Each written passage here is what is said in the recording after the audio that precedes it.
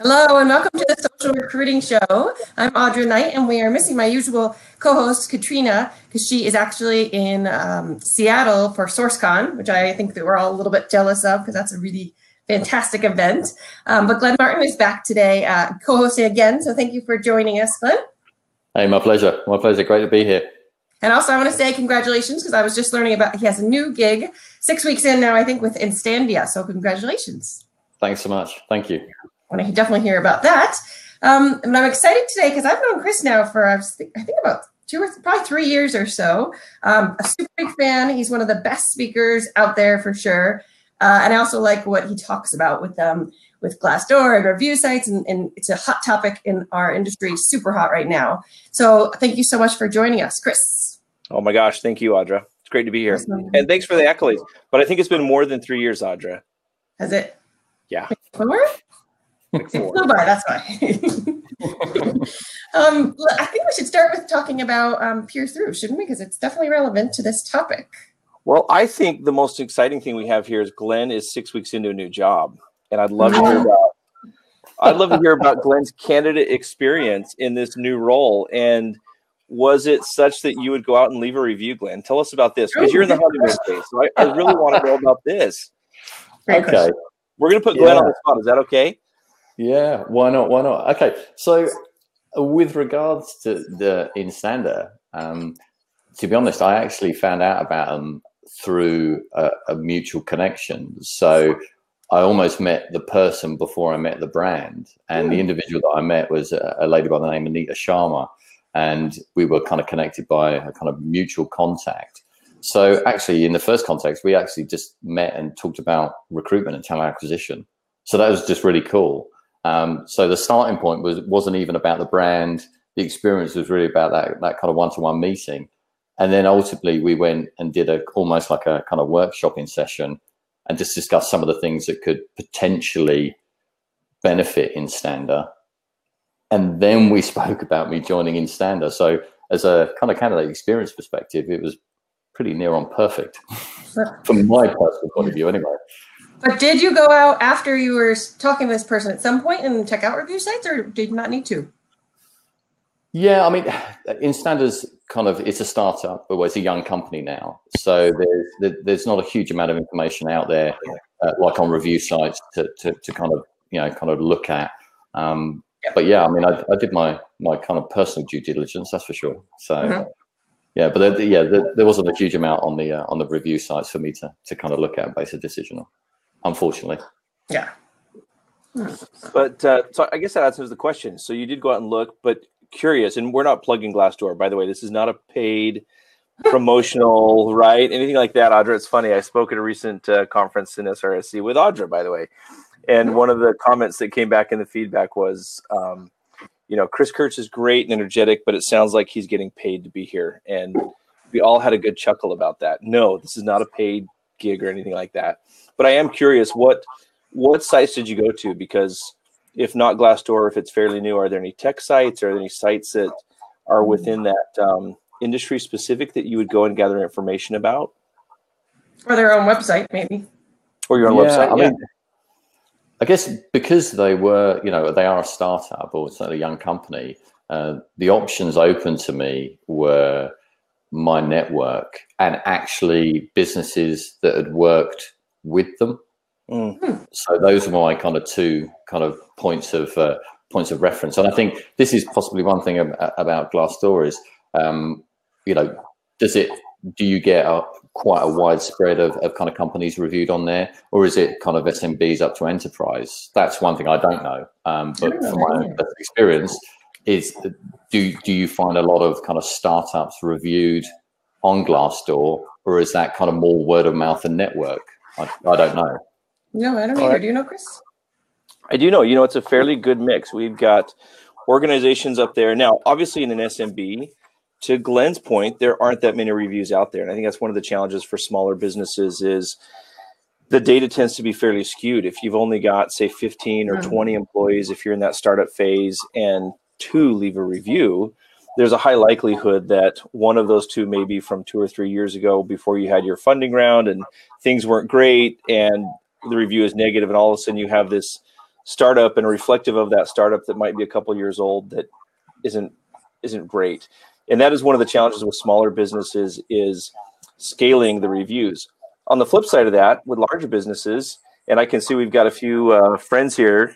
Hi, Christy Coluccio too. That you've got larger businesses and you do have more reviews, and things change, things shift in the business as well. And so I think that's part of the challenge they have, is moving the massive reviews. So there's a fine balance between the two. And I don't have Glassdoor's secret sauce, but what I do know is that they changed the algorithm about 2.5 years ago so that newer reviews are rated, or weighted, I should say, higher than older reviews, because that was the feedback of other companies coming in saying, look, we've got 1,000 reviews or 3,000 reviews or whatever it is, but several of them were from the recession, for example. So it's no longer relevant to the business that we're in. And so they had to, I think by demand of the market and to make it more relevant, change how the reviews are weighted on their site.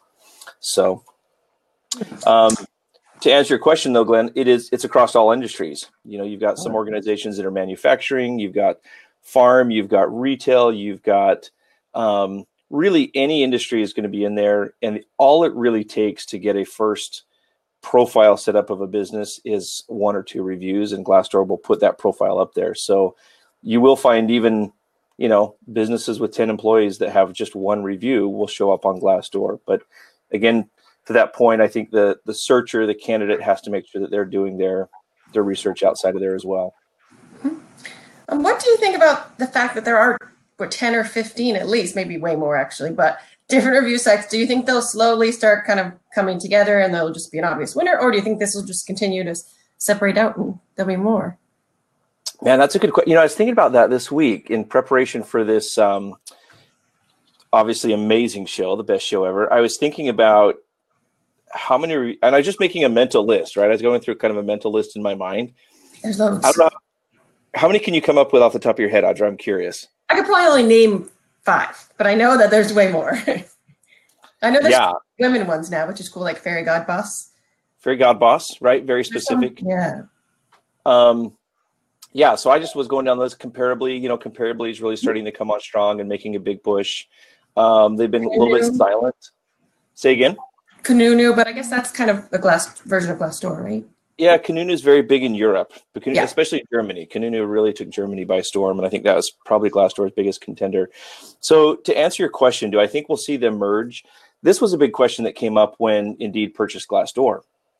Was, will we see Glassdoor go away? And the comment in the market really is more that Glassdoor has such a name like Kleenex. When I talk to companies, right? You don't say review sites; you say that one.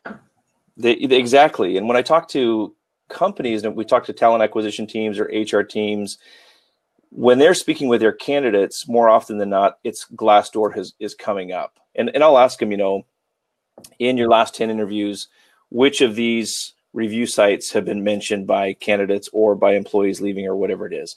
And Glassdoor is always at the top. So they've done a really good job of creating the brand for themselves.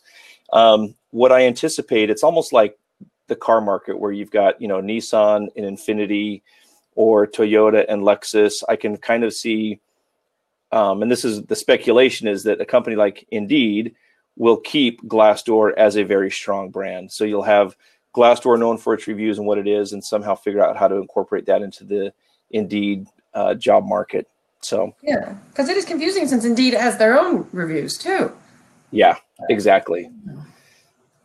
And Indeed's reviews, Glassdoor touts a lot of the volume of reviews, but really what's interesting is Indeed has, I would say, even a higher volume of reviews than Glassdoor, but you don't hear of it as frequently. And I think that's part of how they launched and their mission. And Glassdoor's mission early on was the reviews, and that became their sales pitch. And, if you listen to the Glassdoor sales pitch over and over, it's almost a very emotion driven, right? These reviews are on here. You've got to be participating on here. And that became synonymous with Glassdoor.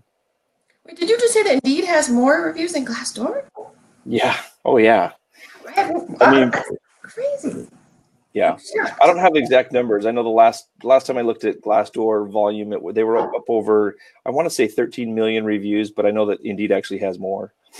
So wow. I don't know that. Yeah, exactly. Yep. Did you have a question, Glenn? No, well, I just, I guess from my point of view, back to the brand positioning, right? So instantly when you kind of think about review sites, you immediately think about Glassdoor, and yet Indeed has more, as you say, more kind of reviews on there. I just kind of wonder, you know, kind of how they've managed to keep that brand position, because ultimately people trust it, right? It comes down to trust, right? Yeah. I think if you look at the external marketing, you know, I'm in the Bay Area in San Francisco, and I don't know how it is, you know, Audra, like on the East Coast, or Glenn, where you're at, but even if I look at the external marketing, the paid marketing that these companies are putting into it, Glassdoor ran one of its very first paid ads, I want to say a year and a half ago, and that was really big. But Indeed's been paying for radio ads, and when you listen to Indeed, their ads are all about recruiting. That's their primary focus. Yeah. You know, if you look, and I don't hear any Indeed ads on the radio that say, "Do you want to get a glimpse into a company? Come and look at their reviews on Indeed." We just don't see that. Oh yeah. It's, are you looking for your next candidate? Are you looking for where more jobs are posted? You know, the largest job board in the world. That's really Indeed's focus. And so, Indeed, although it has this magnificent resource of reviews, it hasn't been what they have leveraged. They've leveraged their scope and scale of jobs. Yeah, and they are doing a good job with that for SEO. And, I mean, everyone knows of Indeed if they're job hunting, so they've done a great job with that. Totally. I mean, they're blitzing kind of UK TV adverts at the moment, Indeed adverts coming up in kind of primetime slots, you know, which historically you probably wouldn't see at all. So they're clearly putting some serious wedge of cash behind that, you know? Absolutely. Absolutely. I'm looking at Michael's comment over here, right? The Glassdoor sales pitch. Come on, Michael. Your reviews suck, and we can't do anything about that, even the fake ones. Okay, so this is good. Can we jump onto that? Yeah. Yeah, totally. Yeah. So, you know, this is one of those interesting things. So I came into Glassdoor not from the recruiting industry at all. In fact, I had been running a very large sales team. And so my approach with Glassdoor was very different when I came in. And it was that of, yeah, they're talking about pricing over here. We should definitely get into a pricing war at some point between Aaron and Michael. This would be really good. You know, I approached it from a very different angle. And I approached it from the angle of what is actually being said out there that companies can do with it. And I'm not from Glassdoor, Michael. So I joined Glassdoor in 2012. I was hire number, I think 75, somewhere in there. But I approached it very differently. And the way I approached it wasn't so much from a scare tactic, so much as an opportunity tactic. And I'll share with you, you know, I remember sitting with Amazon. If you can imagine a company like Amazon at the first time, and I'll disclose this, they were paying less than $5,000 a year for all of their Glassdoor products, less than $5,000. And I remember flying up to Amazon to visit them. And what was so eye-opening was when they really sat down and looked at the data behind their traffic on Glassdoor. One of the VPs in the room said, "Do you guys realize that we're getting more traffic on Glassdoor than we are almost our own career site?" That doesn't surprise me. Right. And all of a sudden they went, holy smokes. And so, but there was still this discredit, right? They're like, oh, we don't believe this. And I said, okay, so let's say that half of this is right, or let's say a third of it is right. You know, if you still have, and it was at the time, it was 100,000 people at that time were hitting the Glassdoor site a month. And I said, okay, so let's say it's, you know, a third of it is right. Is the data right? Is the information that they're seeing correct? And that was the really interesting piece, was when they really started to look at the breakdown of the data. They said, wow, this all correlates very closely with our own internal reviews. So when we put out our employee surveys and we say, you know, how do you feel about the company? And everyone remembers that big news article on Amazon as a sweatshop, and Jeff Bezos came back out and he's like, look, yeah, we don't have work-life balance, right? That's not what we're about. But the people that work here love to be here, and kind of defended that. Well, that was the interesting piece, is when they looked at the data from Glassdoor and they looked at their internal data, they said, you know what, it all correlates. It's all the same. And that's when they started to say, okay, maybe there's more that we can be doing with this, and taking control of what I'd call customer facing for their candidate. So I think Amazon last year became one of their very first accounts to go over $1 million in spend with Glassdoor, believe it or not. So yeah, pretty good increase in ROI, right? So yeah, just a touch. Yeah. I mean, how many companies do you think really engage with the Glassdoor reviews, or how many of them just see it as an external kind of sounding board for mildly disgruntled employees? Because certainly within the UK, I mean, Glassdoor has, you know, a positive reputation, but there is that kind of level of kind of cynicism, and I wonder how, you know, how many companies you kind of experienced when you've gone through that process with them, have kind of actually adopted it, but were perhaps maybe a little bit cynical to begin with. Yeah. Man, you know, I would say that so many of my early sales calls, if I can put it that way, I kind of became known as the Glassdoor whisperer, Glenn, believe it or not. Like, people would come to me like, hey, can you talk to this guy? And you know, there's a lot of calls I would get on and just say, I would just start the call with this: hey, I understand you hate us. And I would just let the silence lie, and it'd break the ice. And then pretty soon we would start talking about things. And to answer your question, as far as the cynicism and the response to it goes, I would say that if I had to assign a percentage to it, you know, if you look at a bell curve, I would say on the far right, you know, you've got about 10% that are super highly engaged. And on the other far right, you've got another 10% that are like, we hate it, we'll never do anything with it. You know, I can think of specific HR heads and TA heads in our industry. I could still hear them in my voice saying, you know, this is, what was the word?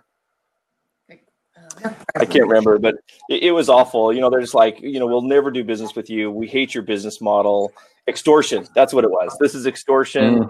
We'll never do business with you guys. And I can hear that. But I would say the broader sense in the middle, where the people are like, okay, let's take a look at it. You know, like 80%, there's some curiosity there. When you show them a few reviews, and this is what happened with Amazon, is when we said, are the reviews here really off of what you see in your company? Like, are we really that misaligned? And when you sit back and look at it, many of them go, yeah, we're not too far off, you know? And so are there the reviews in there that are outliers? Absolutely. But it's like the people you hire in the company, you know, same thing. If we look at the same bell curve, the majority of your people are going to shoot it to you straight. They care about your company. They're going to give you good, honest feedback. And some are going to blow fluff, and others are going to, you know, totally. At all. And I think the same thing is what shows up in Glassdoor. The greater challenge is, for many organizations, it still is, what do we do with it? How do we manage it? Right. And that's because it takes time, and you need, you know, sometimes you're busy and it's tough to find someone time to. And well, you know this, Audra, it can become, and I've got, you know, Christy and Carrie, it can become a black hole really quick. And that's where I think a lot of companies really engage with it at a very surface level, meaning they pay to subscribe with it. They don't talk to their Glassdoors a whole lot. They have these great intentions of what they would like to do with it. And then when the year-end review comes up, they're like, oh, crap, we haven't done a whole lot with Glassdoor. Now the review's coming up, and now they've raised the rates 30% again. And should we just go ahead and do it, right? And it becomes this ongoing battle with the Glassdoor rep and and I think there are, because in reality, I have yet to see somebody inside an organization that their sole title is managing reviews. And I wouldn't say just Glassdoor. I'd just say that's interesting. Now that could change in the future. Who knows? I think it totally could. I think a lot of companies are moving into this social realm. I'm actually meeting with a client today that they said, hey, we really want to focus on specifically our social element. You know, we want to either bring on a resourced headcount for this, or that goes beyond, right, public relations or someone else. And so that, Glenn, to your point, there are a lot of paid accounts that start with great ambition, but what they do after it becomes limiting by time, you know? Yeah. Typically because it's held by TA, and TA has a lot of other things on their plate besides just digging into Glassdoor reviews. Because you kind of think some companies' approach, but by the sounds of some companies' approach, is to administer Glassdoor. So it's an admin approach, as opposed to more broadly, you should really be thinking it in the context of your brand management, right? Yeah. And your internal culture, because you can learn changes. That's like the really deep way, if you can get into it, is actually make in your company. Right. And I don't think many companies do that. And it's not that I think like just time and resources. Yeah. I think. And I think there's maybe the view that, okay, our people internally will tell us what our culture's like. The people that have decided to leave the business, maybe they've left for other reasons other than, the kind of cultural element. But you do need to take them into account. You need to strip away perhaps some of the kind of, I guess, the negativity around it and look at the actual comments. And to Chris's point, are they saying, or are they commenting on things that actually resonate with what we've discussed and found and looked at internally? But I do think, I think rather than administering Glassdoor, it really does need to be kind of part of that brand management piece, realistically. Well, all review sites. Yeah, all review sites. Yeah, totally indeed. So I'm just looking down the side channel. Well, I can give you a great example of that, Glenn, to where, a company can take action. So when you look at the data on Glassdoor and, Michael Cox, again, Mike, I'm calling you out a lot today because you got some good comments. You and Aaron have some really fun banter going on back and forth there, but bring it. When you look at the breakdown of reviews, and this is where I kind of geek out on it. I think it's kind of fun is when you really dig down into certain levels, not just your CEO rating, but senior leadership reviews or ratings, the overall sentiment, and then you break it down in location. I had a conversation with we do that. Not a client, just a free, whoever I was talking to, and I said, I can see here that senior leadership is ranked really low in Phoenix. Why is that? And this organization had their headquarters were on the East Coast, and they had, I think, a massive call center, like 1,200 employees in Phoenix. And they said, well, Phoenix is pretty remote. And I said, how often does senior leadership get out there? Well, not very often at all. So, okay, let's dig into the reviews. And when we start to dig into the reviews that are tied to senior leadership, what they're really saying is, we feel unseen. We feel unheard. We're not getting the message, because senior leadership is giving it to their VPs, to the directors, to the managers, hoping that everyone out there is getting the message. And so in that organization, I said, what do you recommend? I said, I would have your senior leadership pop into the Phoenix office, like put that on a scheduled map for the next few months, go in, shake hands, kiss babies, meet your employees, right? Deliver the message over and over again and just see what happens. And it was really interesting. You started to see literally a shift again from the Phoenix location of change in senior leadership because the perception had changed, right? They became more visible again. And I think that's where too many companies miss that golden opportunity to take action on what is said, right? We read it, we complain about it, or we dismiss it. Oh, they're upset. They got terminated. And I think this really was brought home with me. There's a company in California that they just called and wanted a negative review taken off. And it was a review about a manager. And, I looked at the review, I talked to Glassdoor, and I went back to this company and I said, tell me about the research you've done internally. And they came back and Phoenix is hot. They came back and said, we looked into this area and we didn't know we had such a problem. So this is an IT team of 9, and they were just about to lose 7 of their 9 employees on this. Senior software engineers. 7 of 9 were ready to go. And 7 of 9 were doing I'm going to go in on Tuesday. Are you coming with me to resign? I'm going to go. If you'll go, I'll go thing. And so this head of HR came back. She goes, I just about lost 7 senior software engineers in the Bay Area. And I said, wow, what would that have cost you? And she said, oh my gosh, how many we have here? Well over $1 million, right? Just in hard costs alone. I said, now my bigger question is, ignoring that review for so long, what has that cost you in productivity and morale?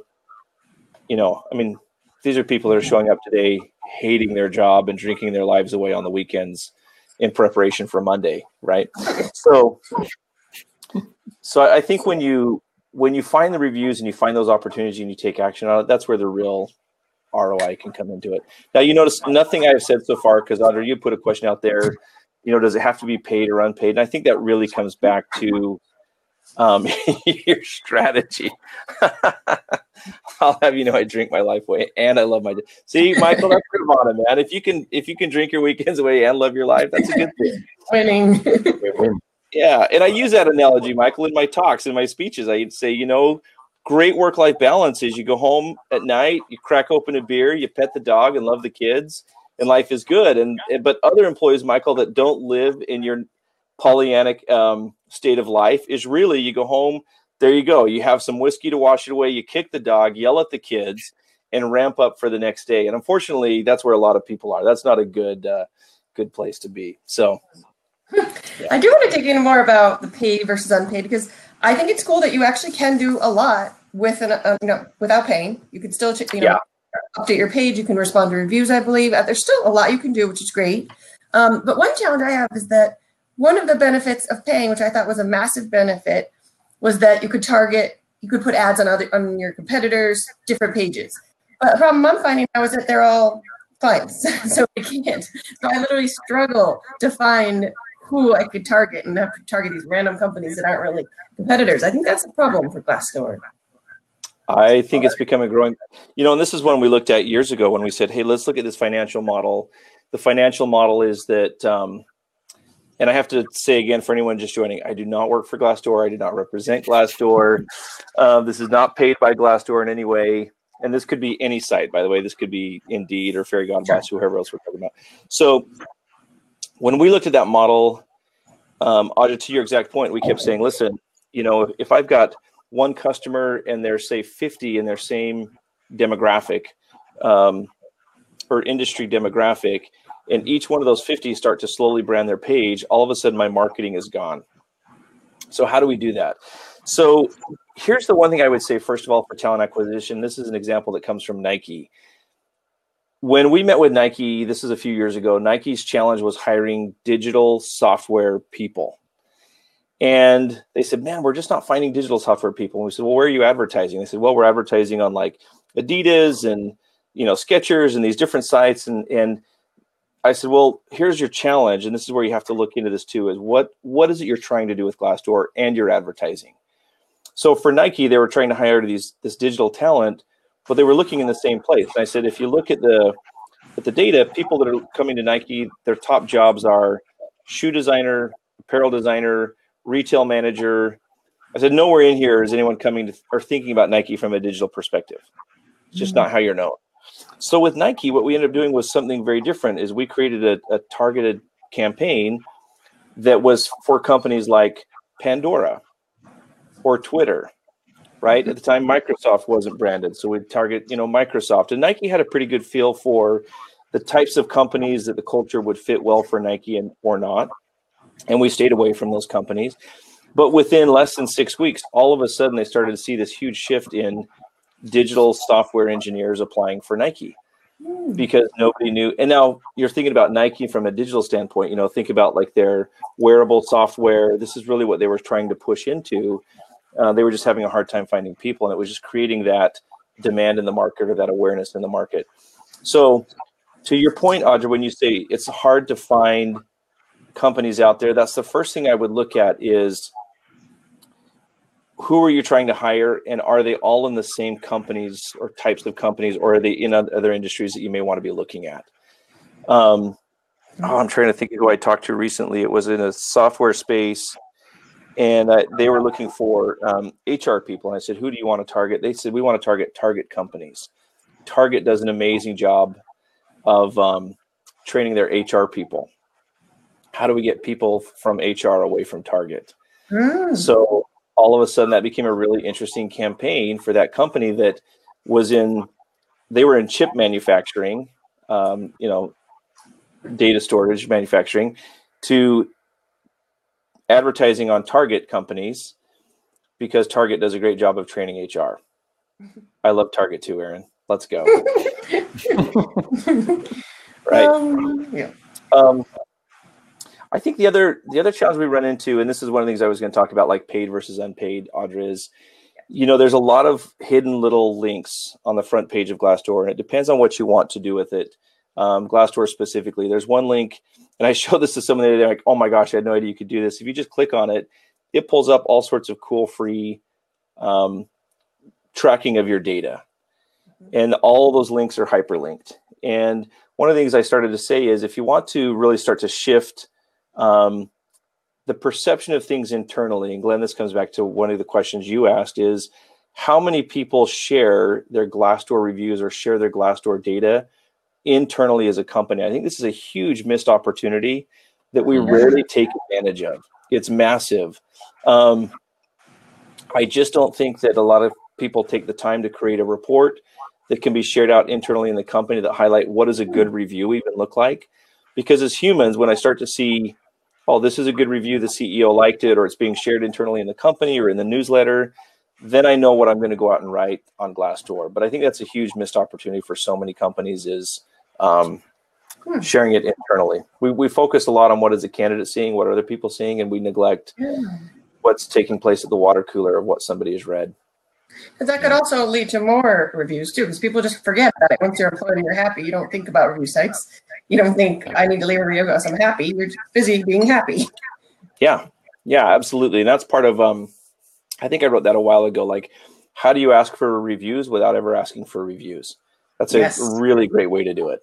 Is take a screenshot of a review, shoot it out, and just comment on it, and don't ever ask for people to go leave it. Just start making comments about it. Yeah, we get such a bad rep for that, because if you go out and you say, leave us a good review, that's it's false, it's not authentic, which I agree with. And then there's the rumors, and I don't know how true this is. I feel like you said it was kind of true that some companies are buying pizza for 5 stars.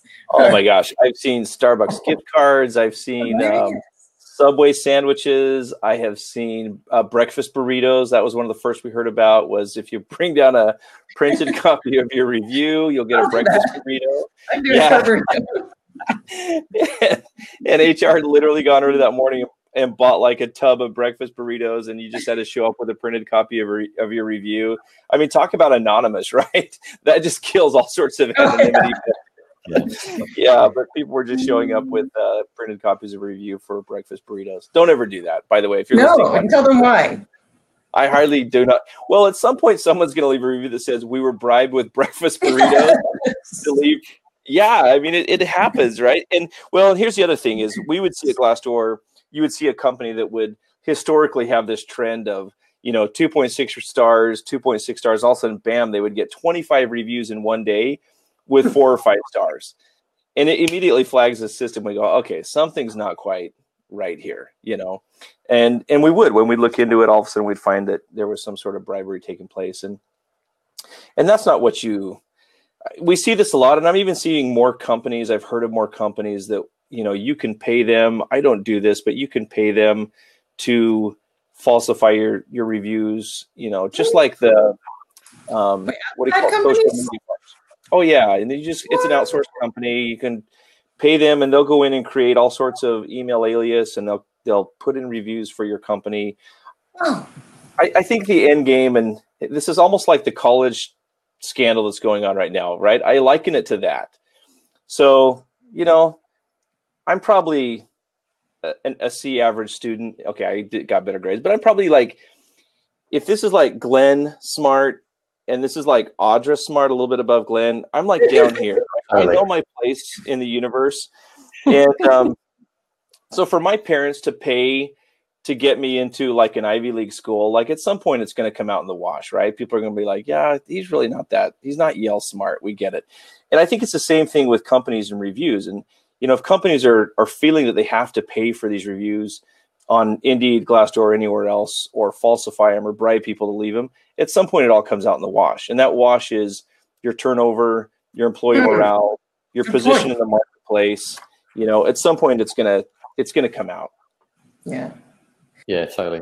I think you can kind of liken that to sort of the fake Twitter followers and stuff like that, the companies that you can basically pay to get 40,000 followers, etc. When people scroll through your kind of Twitter followers, they can see the ones that are genuine and the ones that are completely random, and you just kind of get a view. And I think it's almost slightly insulting to people's intelligence that they think that's actually going to contribute to a sort of positive perception of a business. Because I think I read a blog post on Glassdoor, and they listed the 5 types of companies you should never work for. I can't remember the actual descriptions of them, but it's around kind of high attrition, maybe the companies that had a really, kind of a really slick marketing engine, but beyond that veneer, it's kind of the culture's flat, etc. Yep. And I think you've got to credit people with intelligence to kind of sort of say, when they do their due diligence, they know what's correct and genuine and what's kind of fake, right?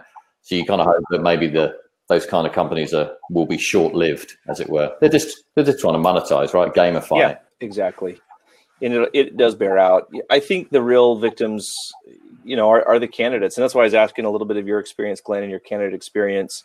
2 years ago, a close friend of mine called, and he was looking at a VP position with a company, and he was really excited. And would I be a reference for him? And absolutely. And then I actually on my own, I dug in and into Glassdoor on that company he was going to, and I called him. I said, "Have you looked at this? What do you think about this?" He's like, "Yeah, I looked at those, but they look like outlier reviews and so on and so forth." Well, within a year, this is a VP position. So think of the money, recruiter, headhunter fees, right? All of these things went into hiring this guy. And within 11 months, he messaged me back and he's like, "Hey, I'm looking at something else." And I said, "Tell me what's up." And he said, "The reviews were pretty accurate." He says, "Looking back on it now, thinking about our conversation, I remember exactly where I was when we spoke."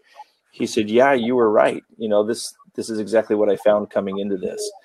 And it was, where decisions were being made, how much control they had within the organization, what the culture of autonomy was really like versus what they wanted it to be. Things that he just felt frustrated with once he got in there. Happens all the time. Yeah. Yeah. Yeah, for sure. Yeah. Go, Audra. Yeah. Too many people try and get reviews taken down because they just don't like them. I agree with that. But if there isn't a legit reason, they will take them down. If names are named or it's just really offensive where they're telling trade secrets, and we have had them. Our rep has been great. We found someone that was using the same IP address, multiple reviews because they were just angry. So there are times that they've been great about taking them down if they're illegal or totally inappropriate. Yeah, absolutely. They're reasonable. And that's the one thing I would say too, is you have to remember that it is a team of humans that read the reviews, that go over the reviews. They do have obviously, AI that's built into their system to look for certain things like first names and last names of managers. They don't want that in there. The intent is never to have anyone's career go up in flames, obviously, but I think it's also good because there has to be some element of protection. And to your point, Audra, I shared this in a speech not too long ago. There's over 198,000 reviews just on Glassdoor that mention sexual harassment. Oh man! And and it's amazing. It was amazing to me how often, and this really would happen, is that people would call, commonly someone within HR, and say, "Hey, you need to take this review down immediately." Like there's a review about sexual harassment in a CEO or a senior executive. And, I'm very sensitive to that. And I would often push back and say, is this real? Is it relevant? Is there a problem? Let's talk about the real problem. And candidly, in many instances, they would come back and say, "Yeah, but you have to take this down. Like the CEO is telling me this has got to come down." How many? Karen said, how many? Over 198,000. That was just on Glassdoor, 198,000. If you want a really fun one, and you can look in your candidate experience, do an X-ray on Glassdoor and look at never heard back. That's probably one of my favorite phrases on Glassdoor, never heard back from a candidate experience. So that became a really interesting, kind of some research I did is once I heard that individual and said, "Hey, listen, is this really impacting others? Do we really take this review down?" And so to your point, we have to be careful with that too. And I remember going to the head of reviews at the time. I don't know if she's still there, but saying, "Hey, we have this review about sexual harassment." And she looked at me and she said, "Look at me. I'm a woman in the marketplace and I have been horribly sexually harassed in other companies."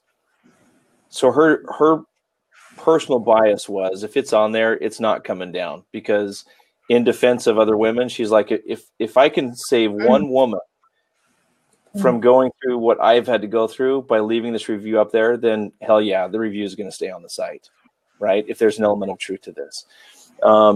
But to your point, trade secrets, false reviews, Glassdoor is empathetic to that, as are other sites. I think it's just how you approach it and line your data up with it. They used to be really a lot more strict with it. I've found over the last probably year to 18 months, they've become more lenient in taking reviews down.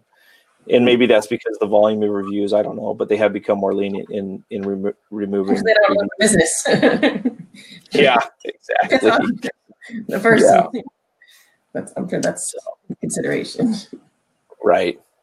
Oh, here's another tip for you. For those of you who are listening that have paid accounts, and some of you may do this already or not. I had dinner with a friend the other day who's managing Glassdoor for his company. He was telling me that he was going in and page by page looking at the reviews and then charting the scores and such.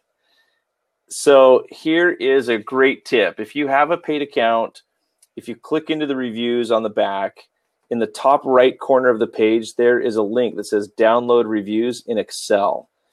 And I'm amazed at how many people don't know about that. But if you click that link, it will download all of your reviews into an Excel spreadsheet. And then you can hand that to your favorite junior analyst intern and say, create a really funky report for me based on that.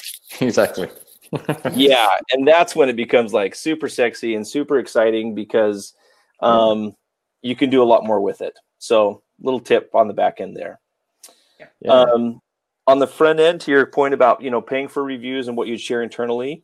So when you look at the reviews, there are 3 blue bars, like 3 stacked bars. If you click on those will also pop open reports for you that a lot of people don't know about. And you don't have to have a paid account to do it. It just allows you to kind of take a deeper dive into what's going on or what's trending within that company. I have one tip too. It's looking at how many people are finding a review helpful. And does it also tell you how many views it's had? No, it's just tell you how many views. Does. Yeah, it'll say this review, and it's always 30 days rolling. So it'll say, this review has been viewed 3,000 times in the last 30 days or 2,500 times, whatever it is. That's a great tip also. Yeah. And what about responding to negative and positive? I feel like a lot of companies only respond to negative, but I could be wrong. Yeah, I'm going to give a shout out to Tina Slattery at Panasonic. I just did a candidate experience audit for them. And that was one of the things I looked into was their engagement on Glassdoor. They do a pretty good job of responding to both positive and negative reviews. The one feedback I had for them was they're all from the same person. And so what you start to see is the same voice over and over, because we can only be so creative with reviews, right? And so what I would recommend in there and what I recommended to Tina is, actually, and I'm going to share this with everyone on this call because we have so many people here that are in TA or in HR. If you've got a really crappy director of sales or sales manager or VP of sales or a really crappy software manager, whatever it is, who is creating a disgruntled culture, it is not your job to cover their butts with flowery review responses. Can I say that? Is that fair? And so, fifth review, indeed, Rhett. So this is what I said to Tina. If you're seeing negative reviews in certain pockets, I would print them off. I'd batch them and print them and take them to the sales VP and say, can you fix this for me? Or can you come up with responses for me? Because quite honestly, I don't know how to spin this anymore. And I think that's one of the challenges we live in, especially in TA and HR, is we live in this review world where other departments are running their thing and they're not really, they're oblivious to what's going on the social front. Sure. We cover ass. There you go, Aaron. And so I highly recommend, periodically printing them. Now, on the flip side, right, because a little bit of honey goes a long way, when you see a great review come in from a sales department or an engineering department, printing those off, downloading it, screenshotting it, shooting it to the head of sales. Hey, this review just came in. Looks like you're doing an awesome job. Keep it up. Is there a response that you would like to put? Right? Would you like to add a response to that? Giving them the opportunity to weigh in is a great way to do it also. I love it. And that'll get you more reviews, like we already said. Yeah. Totally. So not a mimosa, just juice. Are we going to talk life after Glassdoor? You've done a hell of a lot of stuff after Glassdoor. People are sort of saying, yeah. What are you doing now? What do I do now? So I left Glassdoor and I started PeerThru. I've got one of my wonderful clients on here. And I started PeerThru really to help with all the things that we're talking about. So companies that want to have an outsourced option for managing Glassdoor, working with Glassdoor, doing all the things that I just described that they don't have time for. That's PeerThru, and that's what I do. And I've spoken at a few conferences on this very thing. And the website, Chris, is, I'll just type it right here. There you go. So that just gives you an outsourced option. And then about a year and a half ago, my wife took my mantra, which is do good, be kind, and she printed it on a shirt, Glenn. And that shirt, I said last week, I said, I put that shirt on Instagram. I put a picture on Instagram, and now we're millionaires. Isn't that amazing how it works? No, not at all. She put it on a shirt, and I had like 10 or 15 people ask for one, and we gave them away. And then every time we'd give them away, 10 or 15 more would come back and they'd say, I've got a list of like 10 names that want this shirt. And so we were literally, this is my wife pressing. I'm doing this because this is what the pressing machine looks like, right? She's pressing shirts in the kitchen. Cool. Yeah. I thought it was cool. She thought it was horrible. And so at one point she just looked, she said, yeah, I'm not pressing any more t-shirts. Like, this is ridiculous. And so we actually launched a website on October 1st, 2017 called dogoodbekind.life. And we go into schools. We talk to schools about this concept of doing good and being accountable. It's really, really crazy. We talk about being accountable. We talk about being kind to yourself, being kind to others, being kind to the world around you. And it's fascinating. We've spoken at high schools, middle schools. In just the last 2 weeks, I spoke at HR West on this very same platform. And this week I was in Boston. I spoke at a company's annual meeting with all of their employees, and I spoke on the very same thing. And what's amazing to me, what I have found is just as much as there's a need, I think, in schools, there's an equal need in businesses for all of us to remember these concepts of accountability, to remember these concepts of being kind to ourselves in the workplace, kind to others in the workplace, giving others the benefit of the doubt. And I think probably the most poignant message I share, not to dovetail too much into do good, be kind, Audra, but I asked this group the question. I said, how many of you here in this conference, there was about 600. I said, how many of you, when you woke up this morning, you're putting on your makeup or you're shaving or you're driving to work and you look in the mirror and you think, man, today when I go to work, I am going to totally suck, right? I'm going to do my worst job possible. Just raise your hands high, please. And nobody, and the thousands of people that I've asked this question to, like, okay, a few people raise their hand and I'm like, okay, we have other issues to talk about, but nobody does that. And it reminds me of this really interesting experience I had a few years ago with a manager came to me, one of my peers, and he said, I've got this new hire and she's not working out and I'm super frustrated and I've tried everything. Will you please work with her? Will you talk to her? Will you just talk to her and see what we should do? Because he said, I'm getting ready to put her on a performance plan. We all know that, right? Performance plan is equal to a slow death. And so I sent an email to this hire and I said, can we meet for breakfast tomorrow morning, break bread and have a conversation? And she sat down and she immediately launched into, I know why we're here. I know I'm not performing and I know things aren't going good. And I stopped her and I said, hey, hold on a second. How are you? How are you doing? And she's like, oh, I'm good. I'm just like, I'm not hitting my numbers and I'm not getting these things done. And I know this, and I said, stop her again. I said, hold on a second. I said, how are you doing? And the second question is when the truth came out and the walls broke down. And she said, I'm not doing good. And she said, I've been engaged. I'm engaged and I haven't seen my fiance for 6 weeks. I moved out here from the East Coast to take this job. This was at Glassdoor, by the way. I won't share names or anything, but she said, I moved out here to take this job. My father has a terminal illness and he's not working. And my mom is trying to provide for my younger siblings as the lunch lady at our school. And so I took this job so I could send money home, and it's really expensive to live here. And I'm not making it. Right. And now, of course, we're both sitting at the table and she's crying and I'm crying. And I looked at her. And so the conversation shifted really quickly from, hey, we've got to put you on a performance plan to, hey, it sounds like you need to make more money. And she's like, yeah, I do. And then I said, can I help you with that? Can I help you make more money? Can we look at your comp plan together? Do you mind meeting with me for the next couple of weeks? And we'll look at who you're calling and your strategy and what you're talking about. Maybe we can put some things in there. And, the whole tone and tenor shifted from this perception of her not caring or not, saying I'm going to suck every day to, I just need some help. And I'm happy to say that in less than a month, her manager came back to me and he's like, man, I don't know what you said, but she's crushing it, right? She's doing so good.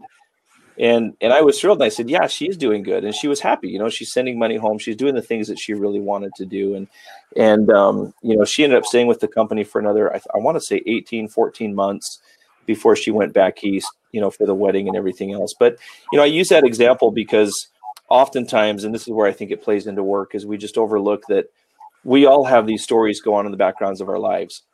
You know, yesterday was National Down Syndrome Day, World Down Syndrome Day. So now I'm going to get emotional. So I've got a baby sister that's Down syndrome. I look at that, how that has impacted, you know, my dad, my mom, their careers, having a child who has Downs, because all of a sudden your what you think is going to be your free time or your priorities in life begins to shift pretty quickly. It's a lifetime commitment, absolutely.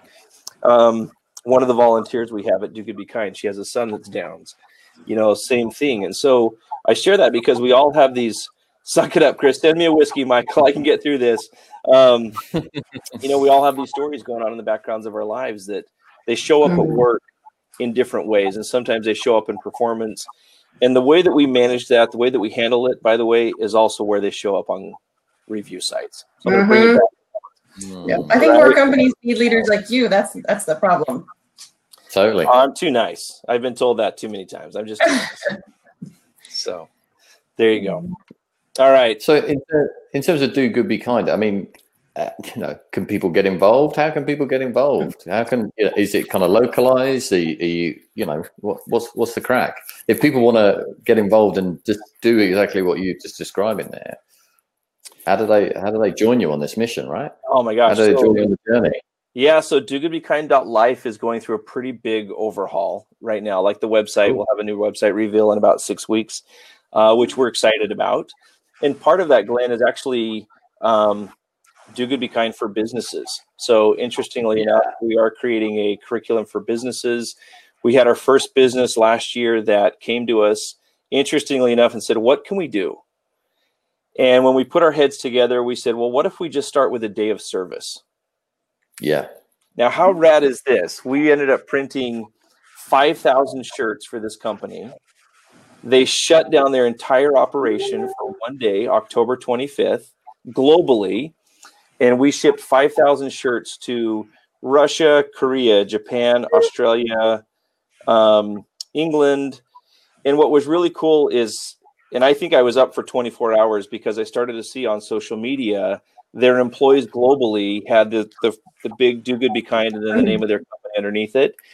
And then all down the back of the shirt, we actually did a special printing for them of Do Good Be Kind in the languages of the countries that they were serving in. Oh my God. Awesome. It was super rad. Awesome. And what was so cool was watching on social media, if you followed the hashtag that day, you could see it start in Russia, and then it hit China, then it hit Korea, and you know, people out just doing service. And the company came back to us and said, we had such an amazing response from our team members, right? And we call this being socially responsible. But they said, can we do 2 days this year? We want to do 2 days of service this year. Because all of a sudden it became so much more than just what are you putting out at work, but what are you putting into the world? So it was pretty cool. That's going to lead to good reviews too, and more engagement and all these positive things. Just as a their engagement went through the roof. Absolutely. Right. I mean, I would just say from a morale standpoint, the ROI on what they spend on those 5,000 shirts was huge. Yeah. Yeah. Totally. We also definitely. So I do want to talk about is it Girls Code First? No. Code First Girls. Code First Girls. Yes, please. Yeah, I mean it's a social enterprise here in the UK, and it basically engages with companies, men and women, to help females get into tech. So there's a number of there's a number of streams to the business, to the enterprise, but the main driver is the kind of corporate activities and kind of corporate partnerships and very kind sponsors effectively help to provide free coding courses for kind of grad age females with a view to kind of getting them that step closer to moving into tech. So I've done a couple of projects with them during the course of 2018 into 2019. And to be fair, it's some of the, those projects are some of the ones that I'm the most proud of, just simply because the opportunity you're providing individuals that necessarily they may not get through traditional kind of, I guess, grad routes or kind of apprenticeships, because there's barriers like, educational barriers, there's kind of monetary barriers, sort of impact in terms of social mobility. So, social enterprises like Co First Girls and certainly what Chris is doing in terms of do good, be kind, that's the stuff that really is great for everybody involved. It's great for the businesses, it's great for the individuals, and it's good for the soul, right? There's nothing better than doing some good work for your fellow humans, right? I know it sounds idealistic, but look, it's changing lives in a really positive way, and I think that is really enriching for everybody involved. Yeah, love it. Very true. I love that. Well, thank you. So what's it? I was just going to say, what's on for you this year, Chris? I mean, because I saw that vid of you on LinkedIn. Obviously, you were kind of filming before you kind of gave the speech at the conference. So you're going to do some more stuff like that. Are we going to see you in the UK at all? Oh my goodness! Are we going to see you in the UK at all? I've been asking Katrina Collier for years when I can come to the UK and speak. So yeah, I would absolutely love to come to the UK and speak. I've got a couple friends in, believe it or not, New Zealand and Australia who have asked as well, mostly because they have a really high teen suicide rate. And there's a question of, how can we get this message out? Yeah, per capita, New Zealand has one of the highest teen suicide rates per capita in the world. It's tragic, right? So in the United States alone, there are over 3,054 suicide attempts every day of teenagers between the ages of 15 and 24. Think about that, over 3,000 a day. That's more than my hometown every single day. And so, this is one of these things that, we're not just about suicide prevention, but when we talk about, be kind to yourself. So to your question, I'm speaking in Minneapolis next week. And then we'll see. Like I said, I did a corporate event this week in Boston and got really great reviews, mostly because I think people are just, they want the message, and it's not my message. We say this all the time. It's really not ours. It's just ours to share. And everybody shares it. You are the hero in this story, and that's the bottom line. And so we'll see what comes up for fall. We have to figure that one out still, but it'll definitely be awesome to see you in the UK. Yeah. Thank you. I would love that. Awesome. Thank you both. That was really a fantastic show. I'm excited. I got to watch it back and make sure I'm doing those right tips and glass on my review site. Yeah. Thanks so much for having me, Audra and Glenn. Thank you for being such gracious hosts and wonderful. Everyone go put a positive review on your company. Fantastic. Yep. Thank you all so much and have a great weekend. Awesome. Thank you. Take care.